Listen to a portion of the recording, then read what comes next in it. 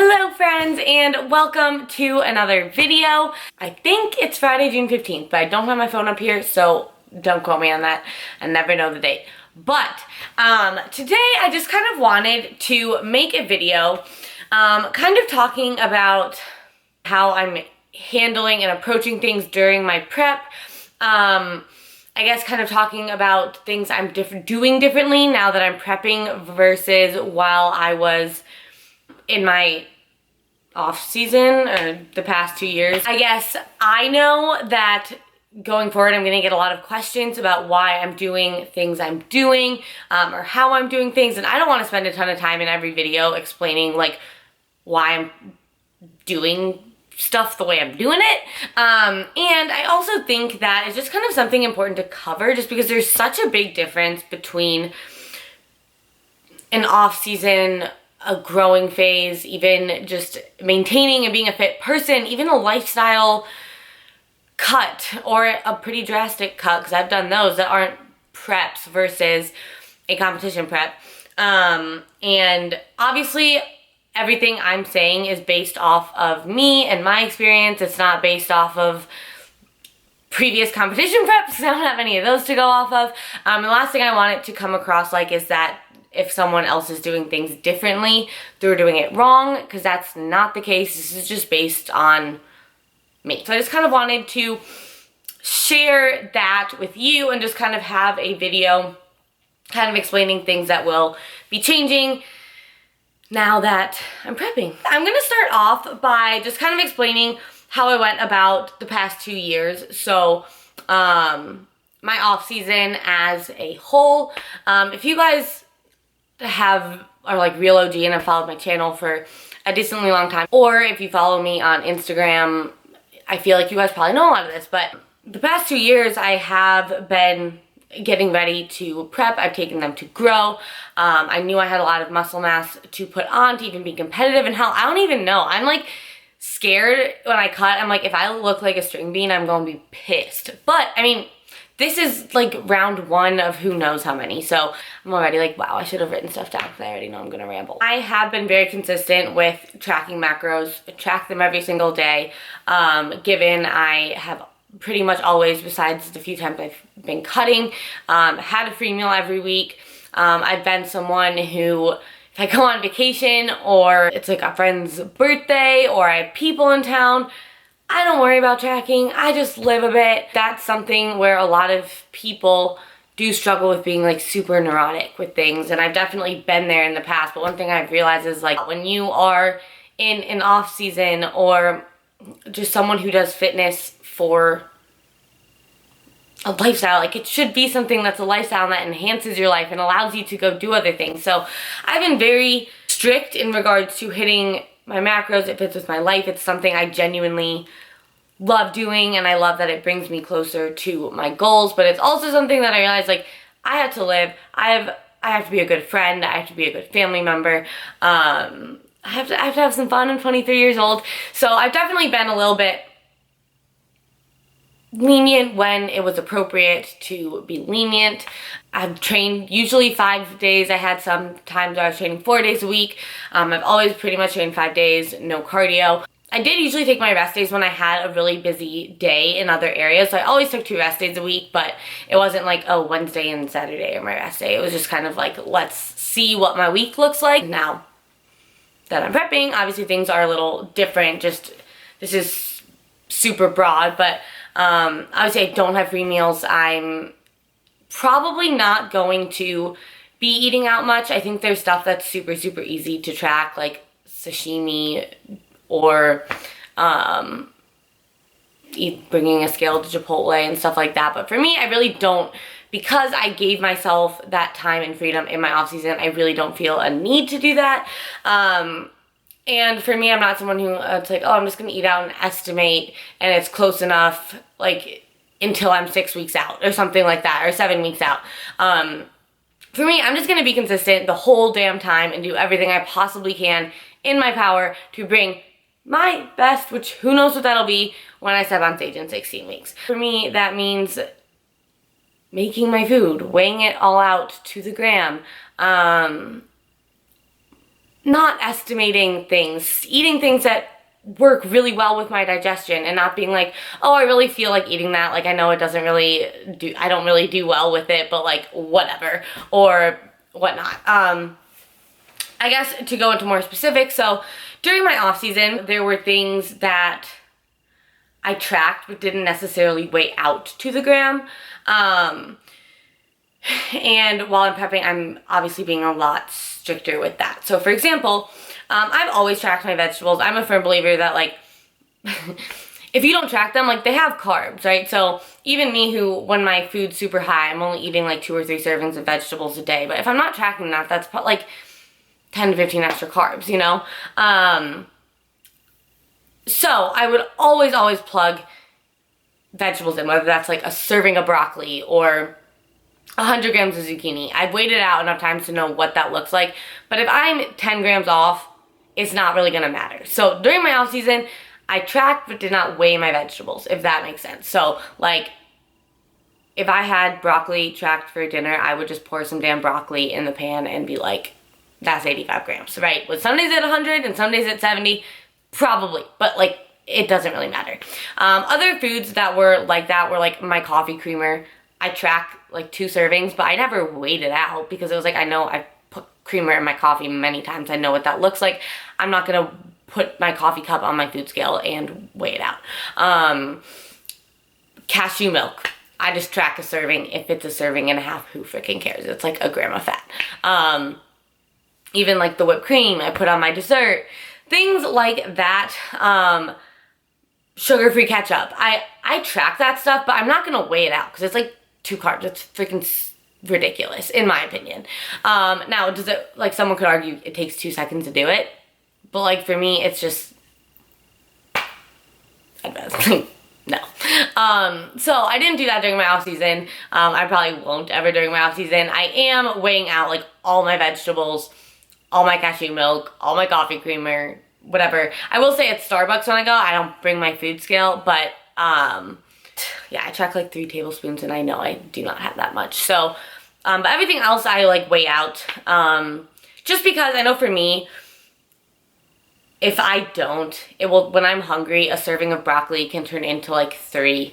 Obviously also when you are on like a much lower intake, being off by a couple grams is going to actually affect you, whereas like when you are at a good healthy intake and your body's in a good healthy spot, something a lot of people who track macros are like, oh, if I'm like 2 grams over, I'm fucked. Like, your body does not freaking know that. So that's that. Again, it comes down to 1, the fact that my food's low, it kind of can make a difference, and 2, just the whole mental side of like, I want to know I did everything I could when I step on stage. The other thing is I'm not gonna drink during my prep. Again, it just comes down to the whole, like, I don't want to step on stage and be like, if I hadn't had that glass of wine, you know what I mean? I am going to zero out my macros every single day. I honestly did that during my off season on the days I was tracking, but it also was like, I went out and like would estimate things and think a lot. Like I'm a 23-year-old social person, so I would estimate things. I'm not going to do that. I think the other one is kind of like a duh thing, but like, that's in my off season. Sometimes I'd be after a meal like, oh, I want something sweet. Like, I'd go grab some cereal out of the cabinet, like a couple bites. I would not track it. If someone's like, yo, try a bite of this, I'd be like, oh, yeah, hand it over. That's not gonna be a thing, right? Like, I can't have an extra couple grams of X, Y, or Z. Obviously, water. You guys have noticed I've been carrying, like, a legit gallon around. I either use that or, like, the big 1.5 liter bottles and fill that up like 2.5 times as a gallon. But I've been consistently drinking a gallon to a gallon and a half a day. Again, it just helps. Foods, I'm just gonna stick with stuff that works really, really well with my digestion. And that kind of, I guess, brings me into the other piece, which I kind of talked about in my last video, the grocery haul. I think a lot of people, especially when they're in the deficit, volume eat. So that means you are eating a low-calorie food so that you can eat a lot more of them and it looks like you have a ton of food in front of you. I know a lot of people too who even in a bulking phase will do that. And this kind of goes into how I approach my off-season, and this is something I learned the second I started my first cut. And that was, don't fucking volume eat. during a bulking phase or even a maintaining phase if you plan on cutting. So I used to be that person who, even when I was eating like 500 grams of carbs, just because it was what I liked, I would add zucchini to my oatmeal. I would eat plain rice cakes. I would add like 5 veggies to everything. I ate spaghetti squash, like things like that, which it doesn't seem like a big deal, but what you realize is when your calories get dropped, if you're doing that when your food's still high, there is nowhere to add volume, right? Like, you're just gonna have to eat less rice cakes. You're going to, the amount of oats you have in that bowl is just gonna go like that. Or even things like with that, like you have to like take away a ton of avocado, or you're losing tablespoons of peanut butter. Like, it's sad. It's emotional. So, one thing I realized, and you guys probably know this, is that when I bulk, I stick to stuff that A, is pretty calorie dense, B, digests super easily and is not filling. So that when I cut, I have places to add a lot of volume in as I need it. Now, I will definitely have to add in volume as I go. I also will be switching, and you guys noticed this in my last video, a lot of foods that aren't filling at all to foods that are more satiating. I used to literally eat probably 300 grams dry of rice every single day. So now, by switching the rice to potatoes for one meal, the fiber content is higher in potatoes and I find it much more filling.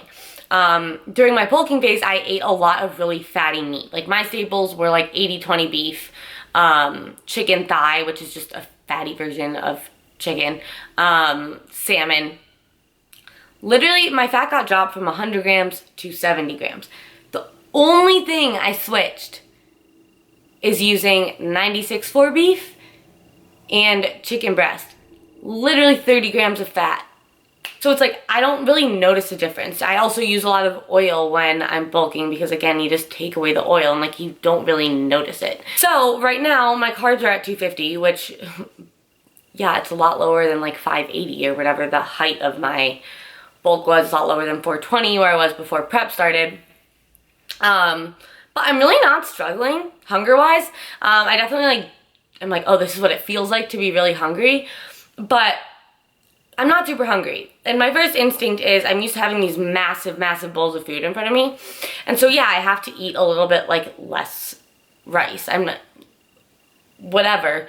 But I'm not going to be adding, like, zucchini and cauliflower rice and squash and all of that kind of stuff until I really need it, because I know that there will be a point where I do need it. Like, when my carbs get low enough that I can only have like 20 carbs at a meal or less, I'm not gonna have like this much rice, right? Like, I will be using a lot more vegetable, or I won't be able to have caramel rice cakes, and a really easy way to save carbs is to switch from caramel to normal rice cakes. A lot of people ask why I ate rice cakes in my off season, and honestly, it's because bread's like so filling to me.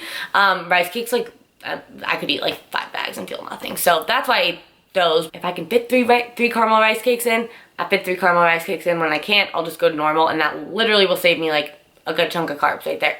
As you cut, there's kind of like phases. So like, you go from rice to potatoes, then you go from potatoes to squash, then you go from, because squash is less carbs than potatoes, then you go from squash to just vegetables. Like, I have a method, you know?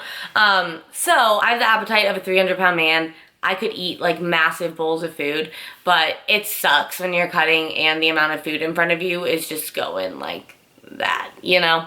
And also, volume eating, it doesn't necessarily help with hunger. I think it helps right after, but it just doesn't help that much. If I am eating a million vegetables and my carbs are low and my fiber's high, or I'm just eating a lot of volume, you think about it, if you're putting a ton of like roughage and stuff in your body, it's going to be a lot harder for your body to digest and process and utilize those nutrients. So after my workout, I'm always going to have quick carbs. But if you're eating a low calorie intake and a ton of fiber, you're going to be screwed up digestion wise. So that's another thing that I've just kind of learned. So I definitely feel like I was a bit all over the place. I probably should have like taken notes. It's literally like 4 p.m. I think, and I've just been working all morning, so my brain's kind of like, but to sum it up, things that are changing, I guess, are being consistent, more consistent with weighing things out, not drinking alcohol, not eating out. Obviously, like, I don't have free meals right now. And I think just overall being very consistent with the types of food I eat. Being very consistent in 3 days on, 1 day off, 2 days on, 1 day off with my training split and getting that shit done no matter what. Cardio, I'm being consistent about when I get that done. So if any of that like changes, obviously I will keep you guys up to date. I'm only 2 weeks into prep, so that's that. I'm still feeling really good. My energy's high. I will be doing another vlog. It's what I like doing most. But I do like to do these sit down videos every once in a while. So if you guys have any suggestions for any that you want me to do, let me know. I'm thinking I'll probably do a full day of eating early next week. And that's what I have for you. So thank you guys for watching. Comment, share, like, subscribe, all that fun stuff. And I'll see you guys in the next one.